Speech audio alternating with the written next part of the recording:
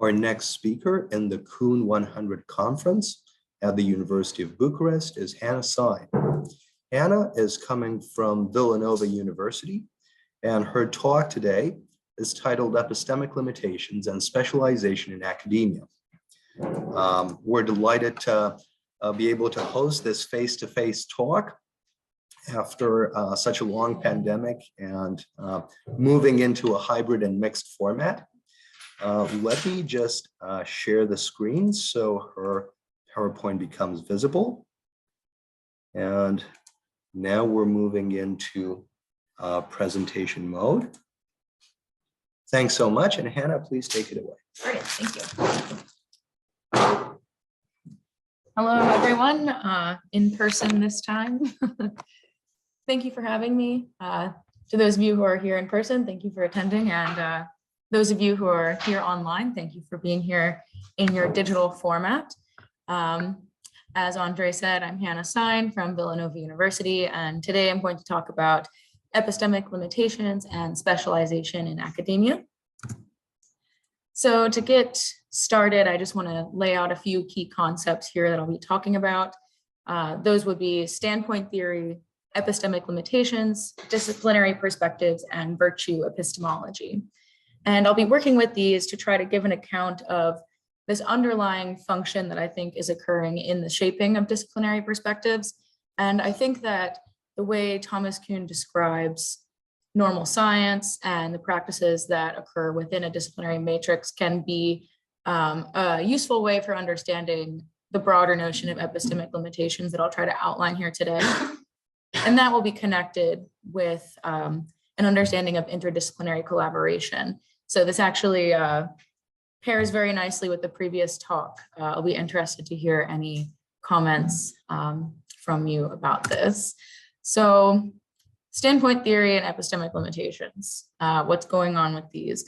I'll start by giving a bit of a background with what standpoint theory is, just to make sure we're all on the same page about that. So standpoint theory more or less just tries to give an account of a social and situated character of knowledge, primarily within the context of social structures about personal identity. So these are often hierarchical or maybe socially oppressive social categorizations. A lot of this has come out of feminist epistemology to try to make sense of particular perspectives that are afforded to people based on their social identity and their location within a social organization. And I think that if we can expand this notion of standpoint theory and extract it in a way from this context of a socially oppressive hierarchy, we can actually, oh, I see. Thank you. Had a little technical assistance here. But if we can extract it from this context, I think that this concept is actually quite useful in ways of describing a greater underlying force that I refer to as epistemic limitations. Because I think that if we take standpoint theory out of this, socially oppressive context, we can understand epistemic standpoints more broadly, and for my purposes, epistemic standpoints of particular academic disciplines. So I think it's worthwhile to, from there, discuss what epistemic limitations are and how I derive that from this notion of standpoint theory.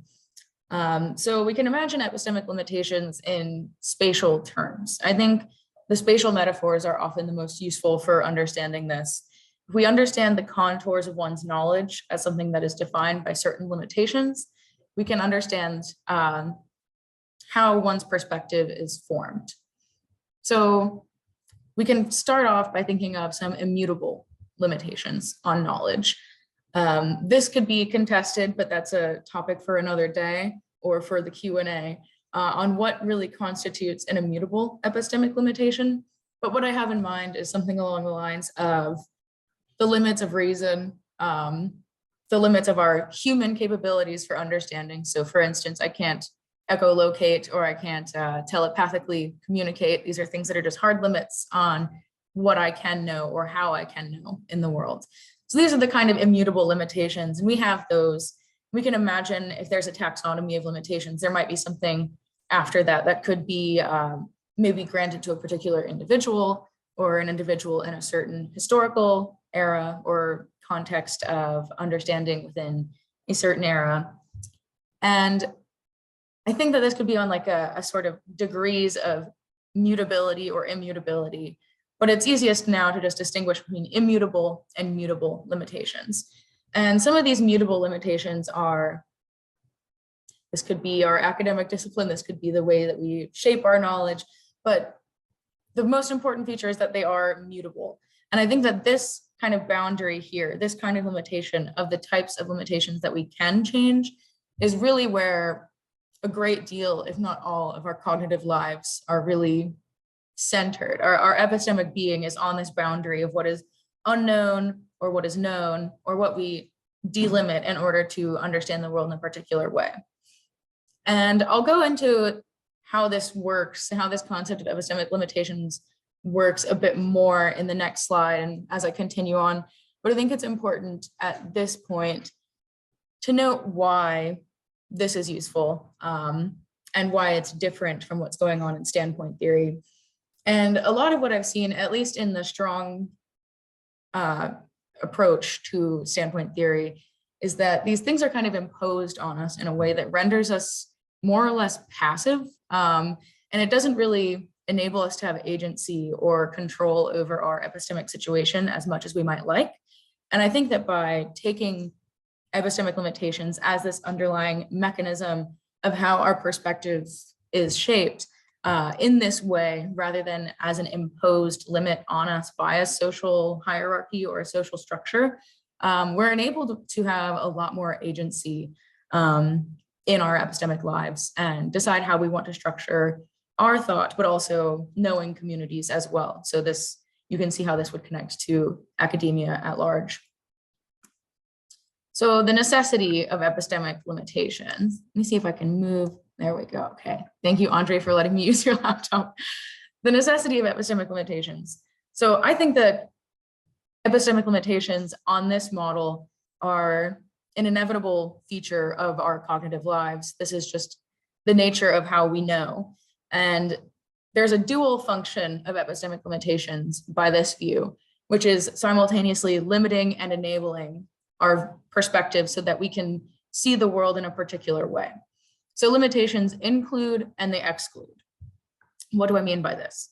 So limitations include in the sense that they isolate and distinguish some set of capacities or competencies, thus giving structure to our thought. So if I just perceived the external world with all of my epistemic capabilities or looked at everything in the same way, it would be kind of this chaotic amalgamation of all of my capacities extended into the world. So we have to refine our perspective and develop that refined perspective for a particular end.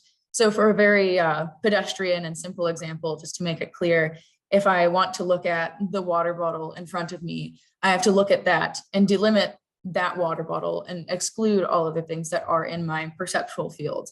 I'm also using the perception of sight. I'm using that particular sense rather than touching the water bottle, for instance, although this could be another way of seeing the water bottle.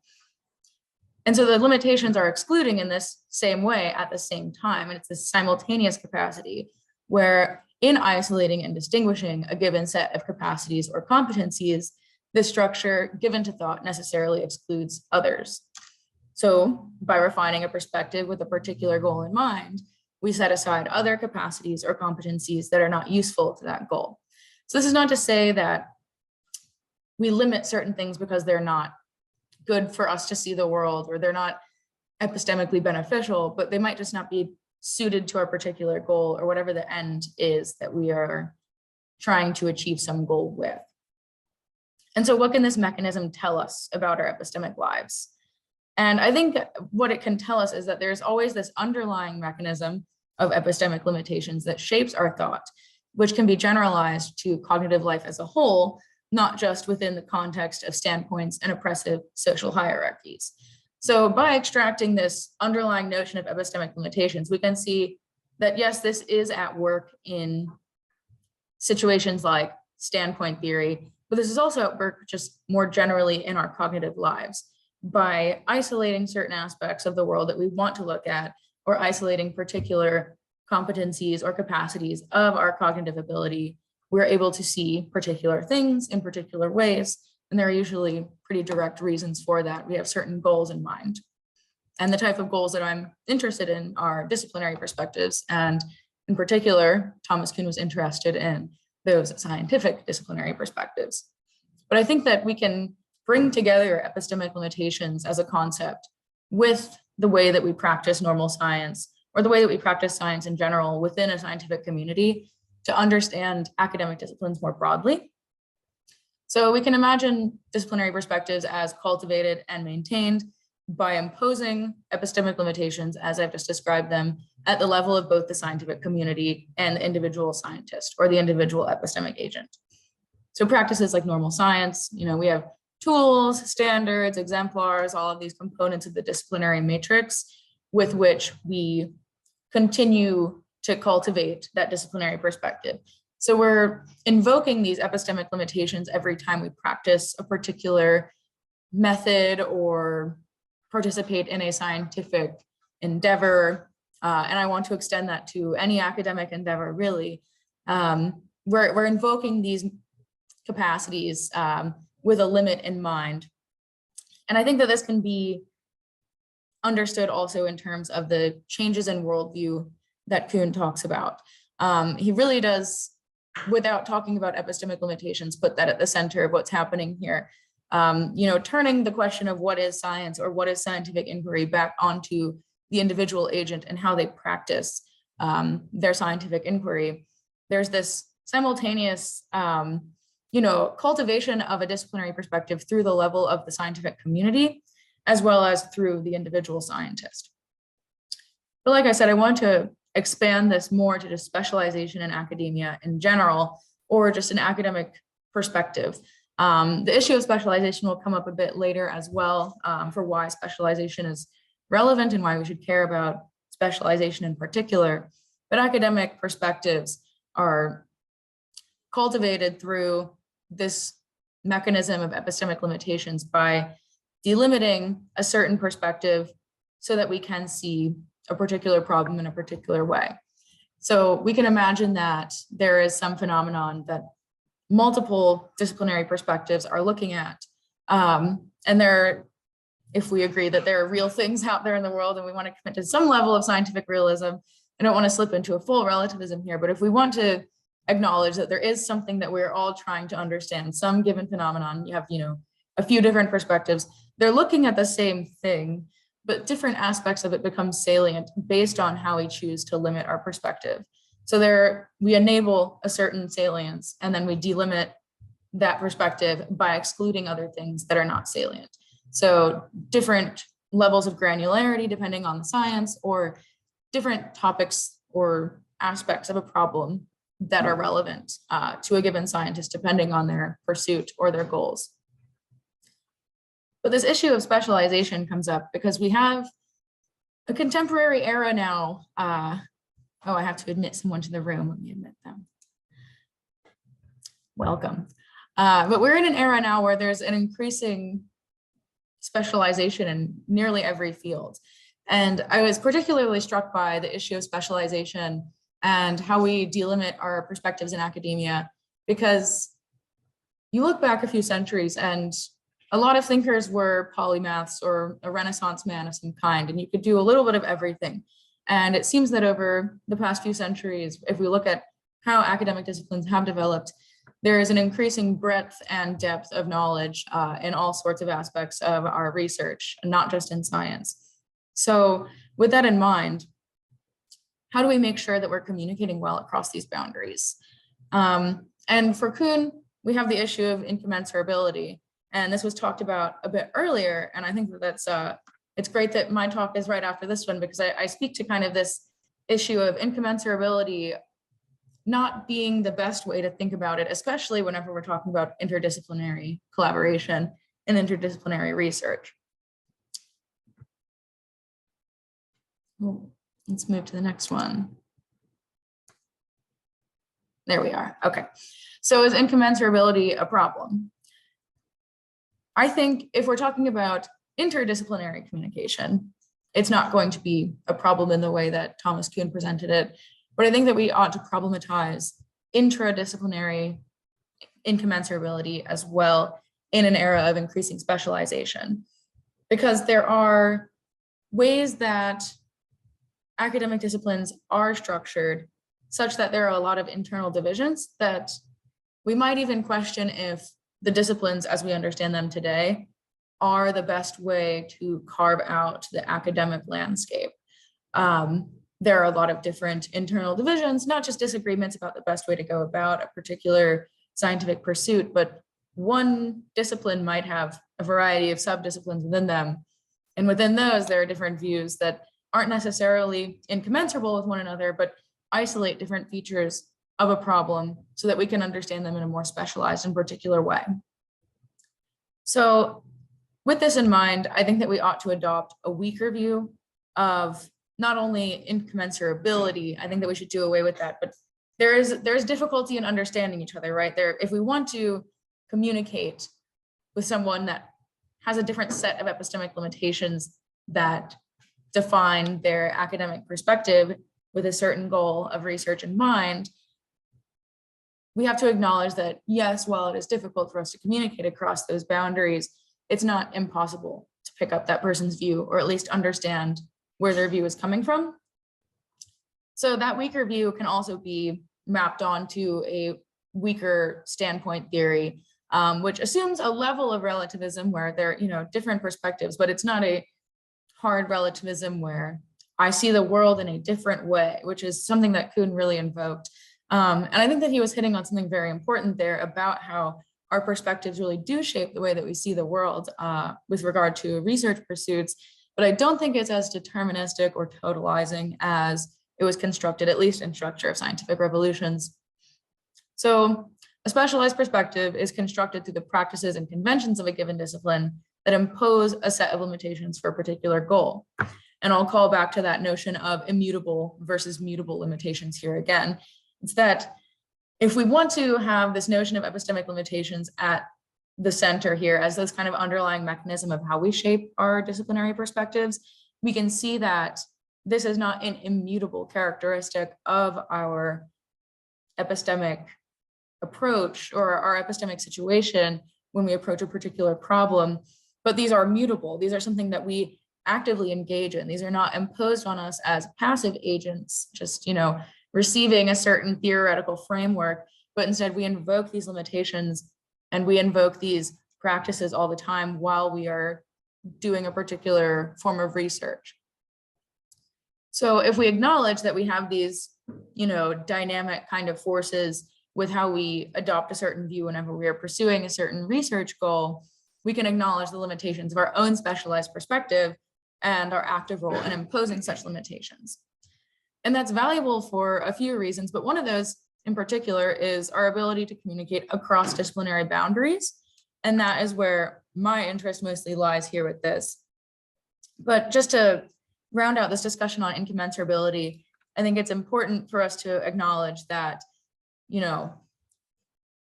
we might ask how this works with the intradisciplinary kind of problem here, and problematize what Kuhn says. But I think at the center here, interdisciplinary collaboration is what makes incommensurability kind of obsolete in this realm here.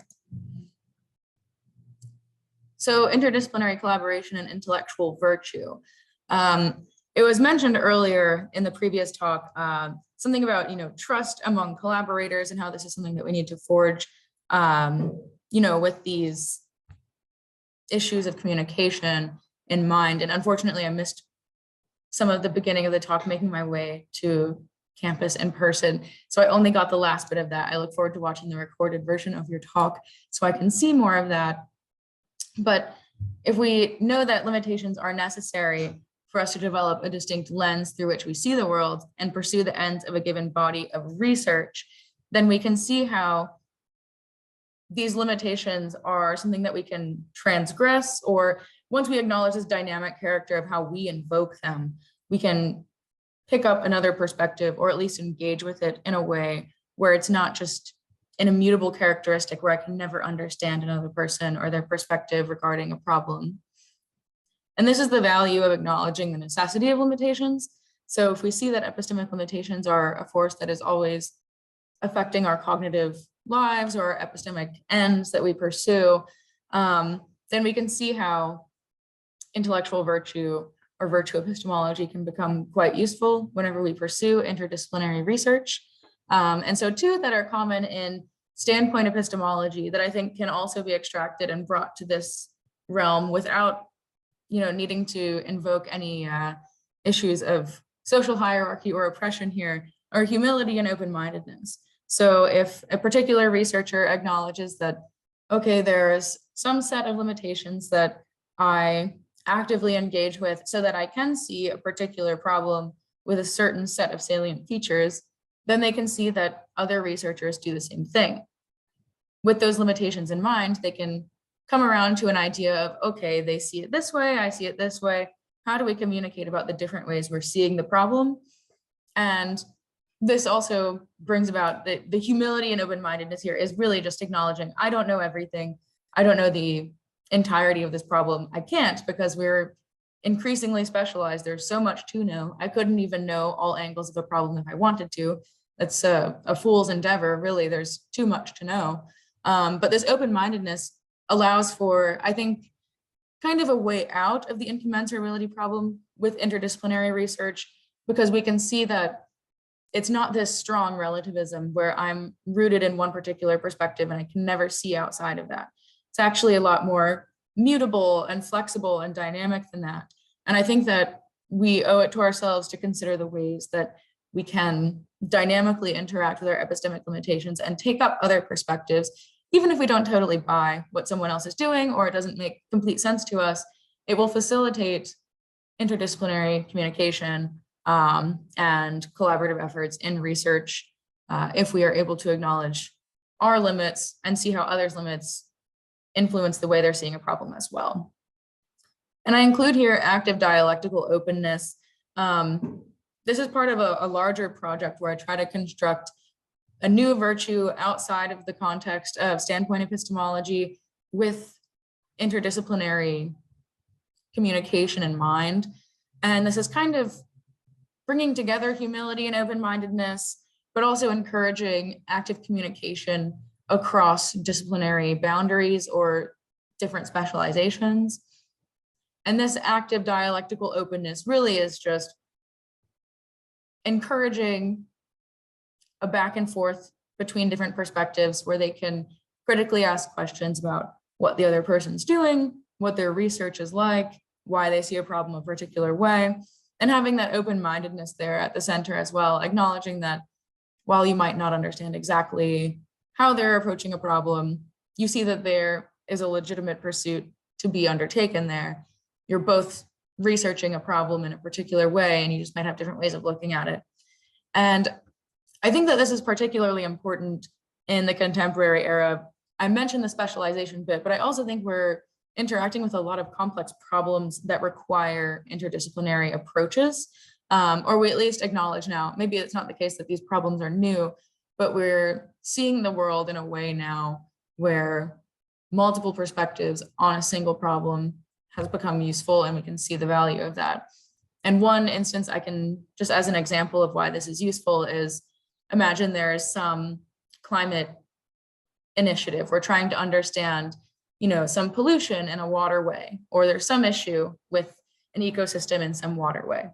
And I bring a sociologist, I bring a biologist, a chemist, an economist, all of these people from different academic backgrounds to address the same problem. And they're going to have different aspects of that problem be salient to what they see. And that doesn't make one of them more legitimate or less legitimate. And I don't think that the sociologist would not be able to understand the chemist. Maybe there would be issues of specialized language or, not understanding the methodology and how they go about their research.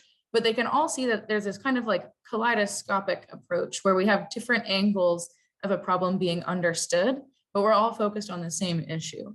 So if we acknowledge this different set of limitations confining different perspectives in different ways, then we can facilitate interdisciplinary collaboration and encourage more epistemically beneficial communication across these disciplinary boundaries if we take a model of virtue epistemology to guide those interactions.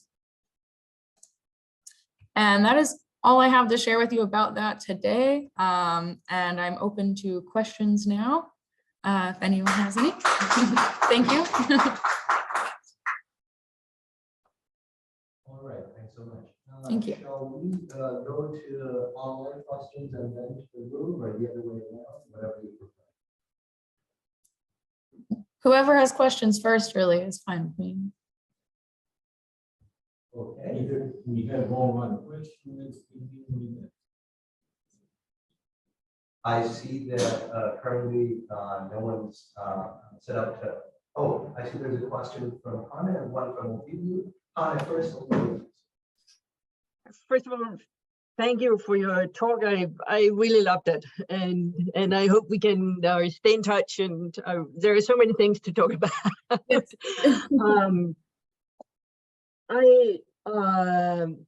And I mean, you made me realize connections between work of my own that I hadn't seen before. So I've really been inspired by your talk. I was wondering whether there's an important argument to be found in elaborating on when you talk about the necessity of limitations. I mean, I agree with you completely. But I would expect that the finer details of how to argue for the necessity of the limitations is also what will contain the key to justifying that incommensurability doesn't hold for interdisciplinary research.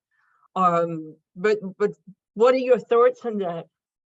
Yeah, I think that is, I absolutely agree. And thank you for your comments, by the way.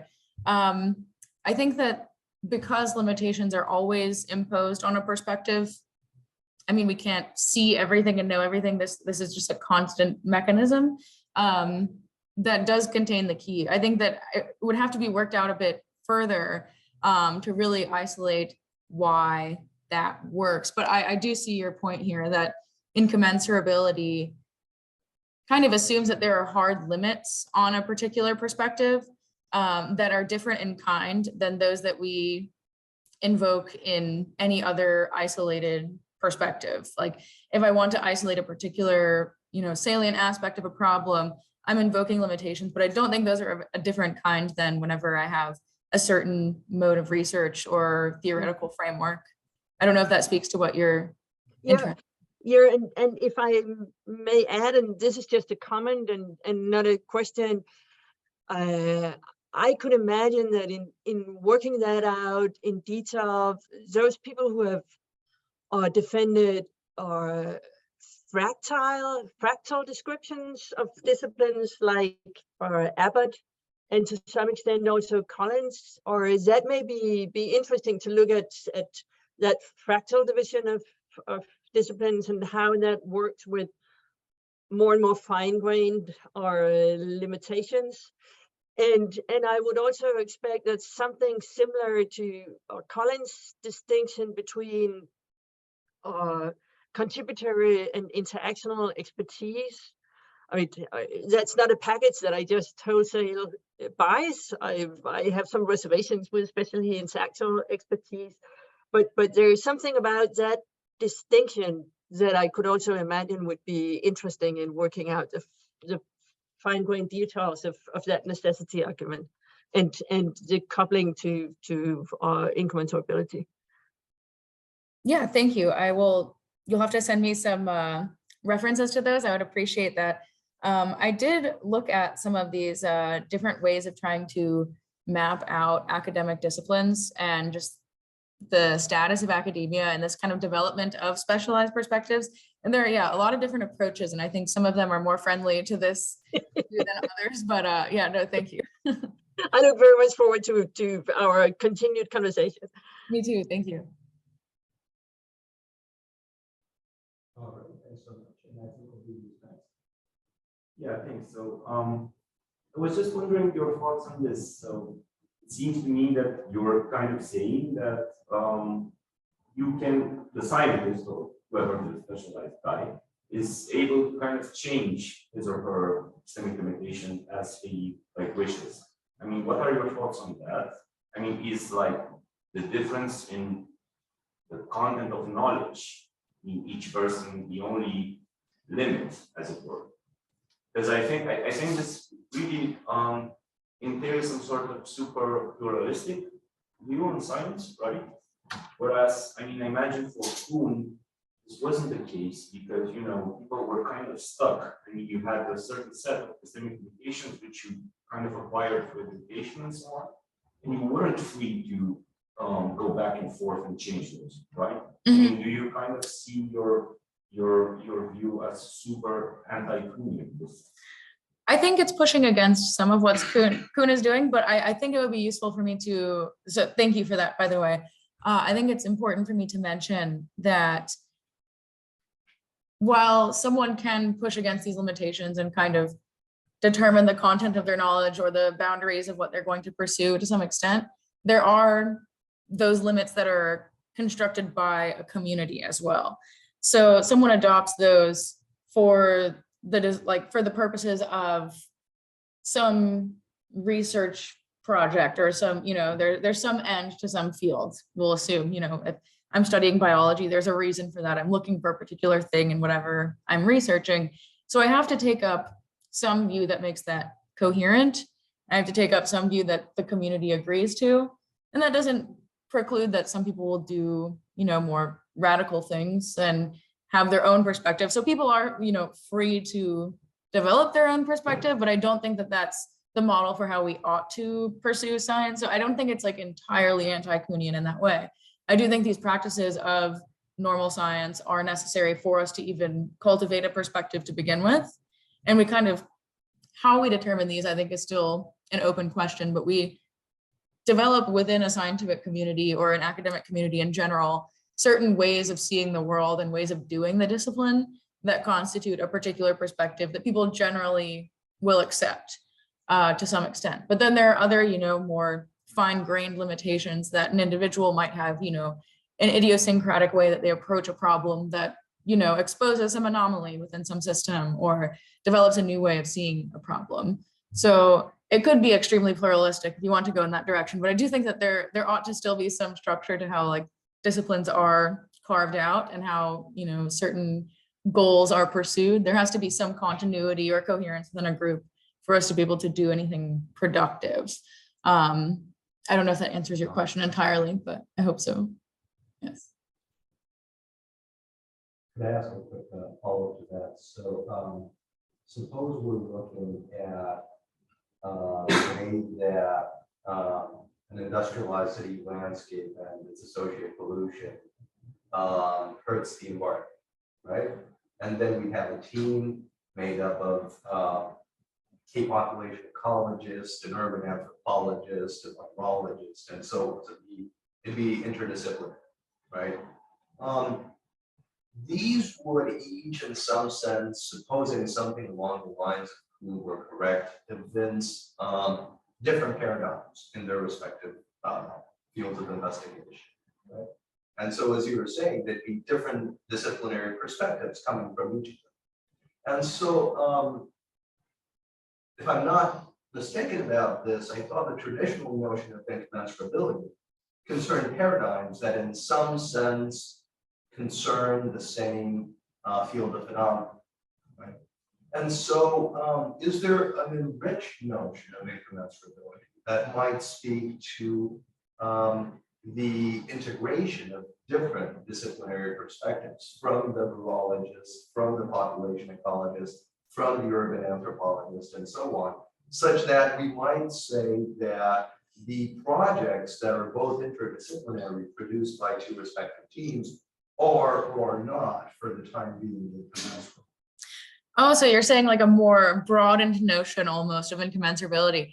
I hadn't thought of that, but that's an interesting way to approach it. So you're saying that rather than there being a discipline-specific paradigm, there could be an interdisciplinary paradigm that approaches a problem in a particular way, and then that at this time could be incommensurable with then the later view of that interdisciplinary group that adopts a new way of viewing a problem?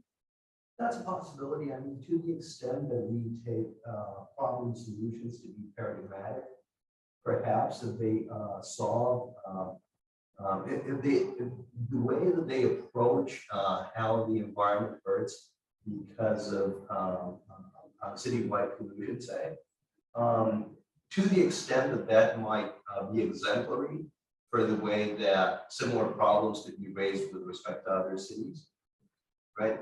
In some sense, that might be paradigmatic. I'm not sure exactly how the notions could be fleshed out. I was just wondering if there's a richer notion of what tempo incommensurability out there. I'll think more about that. I haven't thought about a wider notion of incommensurability. I think my goal was primarily to problematize incommensurability in the sense that we actually can communicate across boundaries. But I think you're introducing a new problem for me to think about in terms of just a different notion of incommensurability, really. That is, yeah, it's at a different level, I think, of the research program. Thank you for that. Thanks so much. If there are some more questions, comments, rejoinders, either here or online. And if not, please join me in thanking. Thank you. Thank you.